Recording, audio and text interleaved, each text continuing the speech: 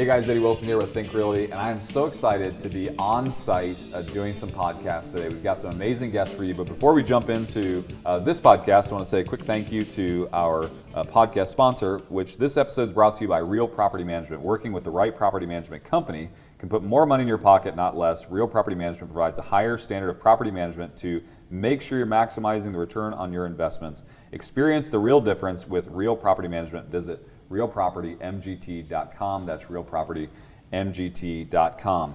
Our guest today is one of my favorites. I love the topic we're about to talk to you about, and he's also a resident expert. So I'm sitting here today with Eric Stewart. Eric, thank you so much for joining the podcast today. Appreciate it. Thanks for having me, Eddie. It's just nice to be live, you know? That's great. I hate these Zoom podcasts anymore, you know? Like, I feel like it's just people floating out in the ether. It's so nice It's to a Brady actually, Bunch format, yeah, right? see people in live. But today we're going to talk about the current trends for multifamily.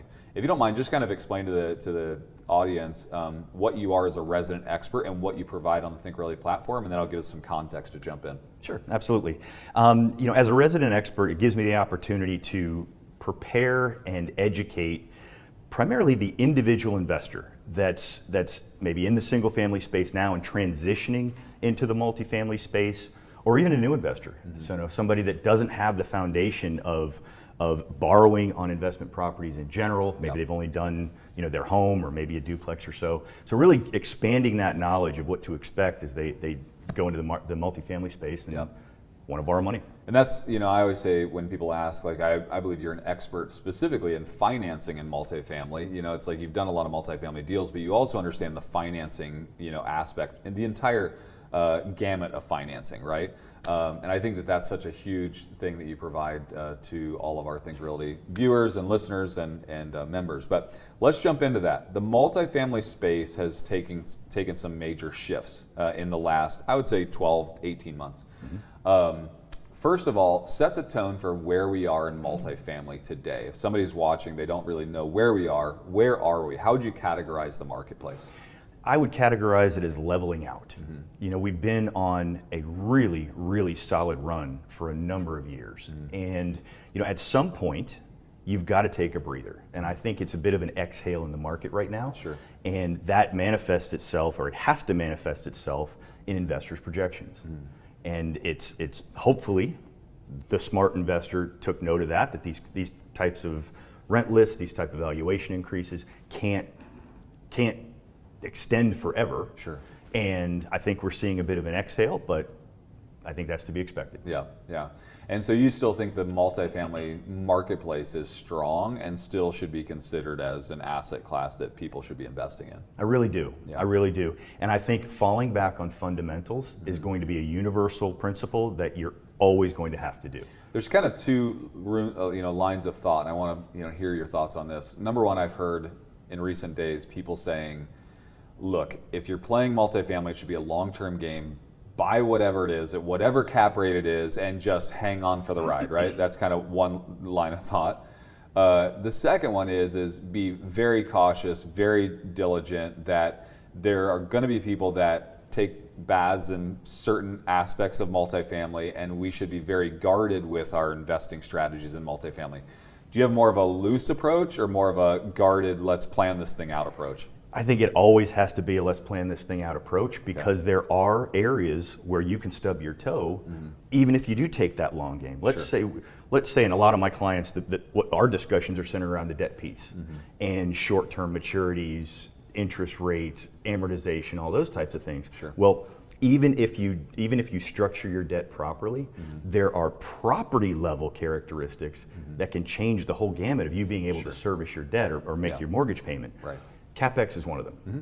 So if you're chasing yield in that industry, you're trying to find that perfect yield for your investors, and you find it by buying older assets, that CapEx can come back and really hurt you. Sure. So there's so many facets to it that you've got to do a deep dive. You've got to unpack layer after layer, whether you're long game or short game. Sure. Yeah, I was talking to a recent investor. He's a newer investor, very wealthy individual, and thought cash could just kind of cover all the sins of the property. Bought an old property in the Fort Worth area, about 300 units, and his CapEx budget or what he expected in CapEx almost doubled because he just didn't know what he was doing. And so it was more than stubbing his toe. That was a really it was like an amputation. You know, like it was bad. And I think that that's so common today, especially people have this idea that I'll get into these older value add deals, and I flipped houses in single family for years. Why can't I do it in the multifamily space? Right. And so how about for a new investor that's looking across the fence going, you know, is the grass greener over on the multifamily side? What should they be considering, and who should they be aligning with for this information? That's a great question. In my opinion, the reason that you're going to get into multifamily out of the single family market, in one word, if you even can, is diversification. Sure. Diversification is found in so many different areas of our industry. Namely, one, start with income. Sure. Right? We're diversifying our income streams through multiple tenants. Most of my clients are syndicating their deals. Maybe small syndications, maybe it's joint ventures, but they're diversifying that equity opportunity, and they're offering that institutional style of investing to the individual investor, which is phenomenal. But I mean, we've diversified in a number of places, and then in your market, right? You're not, you may buy one multifamily property where you've got one asset, but you can do that in multiple markets. Right. Most of my clients are buying in at least 2 different markets, maybe 3.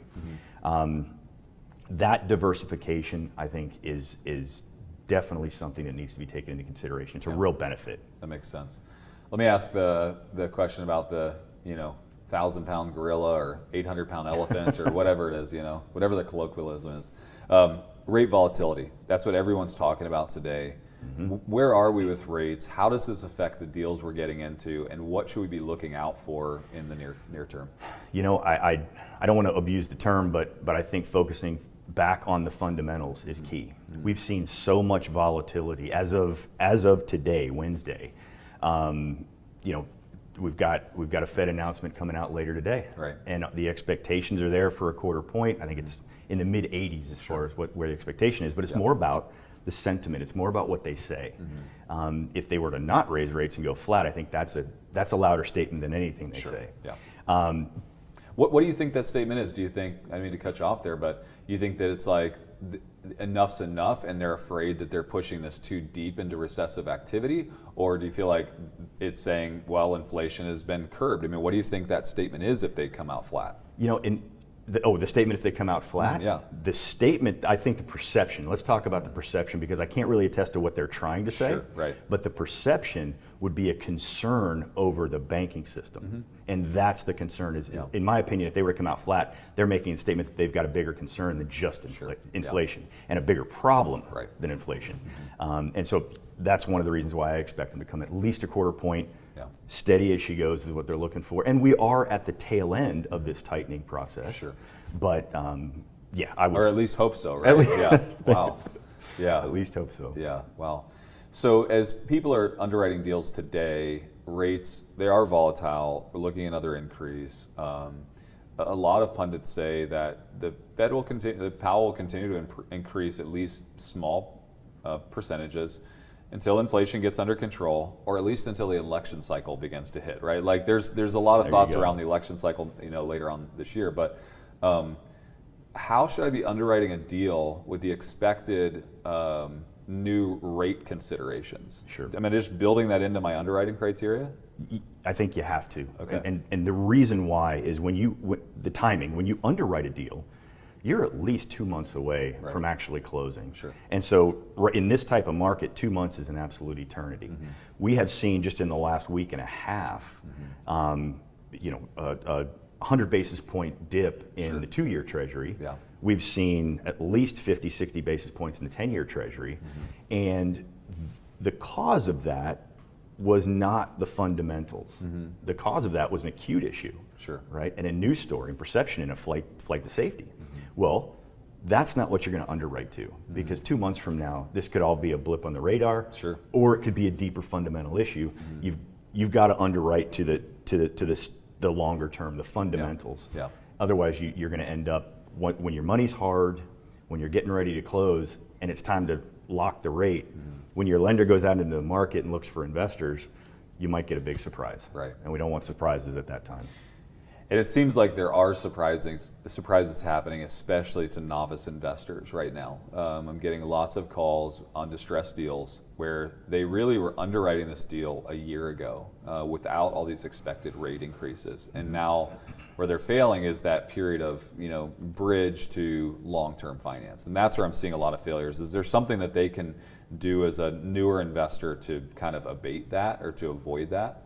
There's the severity of the solution is going to depend on where they are. If they're already in that situation, then they may have to look to recapitalize. Sure. The equity is obviously at the top of the top of the ladder, and they're at the riskiest position. Right. They may feel that restructure, that equity position. So recapitalization is not uncommon. Working with that lender on, hopefully they have some extensions. And most of your bridge lenders are going to put extensions together. Sure. They want you to succeed, right? they don't lend to own. Right. Most of these, there are lenders out there that do it, but few and far between. Few and far between. That's right. They're in business to do business, and they want that money back so they can put it out again. Right. So that's the key, in my opinion. Is depends on where you are. If you're already in that position, you've got to recapitalize. Yeah. Disclosure, transparency with your investors, letting them know that you're diligent, doing everything that you can do to make this investment work. Yeah. The same thing goes for your lender. Yeah. Last thoughts here. I know we're coming to a close. Do you think that there's going to be distressed deals coming on the market for savvy investors that have, dry powder ready to go? I love it. I'm so glad you asked that question, because the answer is yes. I feel like there will be. It's not going to be like what you've seen in the single family market. Sure. 2008, 2012 kind of stuff. Because of the diversification that we talked about. That fresh powder that's sitting there waiting is going to jump in a lot sooner and they're going to buy that stream of cash, that stream of income. Right. So I don't think it's going to be the same level of drop. There will be opportunities, but it's going to be opportunities for the individuals that have been in the industry and established themselves with the mainstream deals. Yeah. So when I get asked that question, one of the main things I try to impress on clients and prospective clients is not to build your strategy to grab that one-off deal. Build your strategy for a stable portfolio growth. Get into the game with singles and doubles. Sure. Put yourself in a position as that closer, the one that can get the deals done, build the relationships, and then you'll get that one-off deal. Yeah. But you've got to be that steady. I was going to say steady Eddie, guys. I'll take it. Steady Eddie's not got to be that steady Eddie. I'll do that. I'll take that. Yeah. And then you get the deals. Yeah. I usually get called Fast Eddie, not Steady Eddie, but that's okay. Either one works, different right? Story. Yeah. No, I love it. I think that's a great point. I hope that if you're watching, you take that under consideration.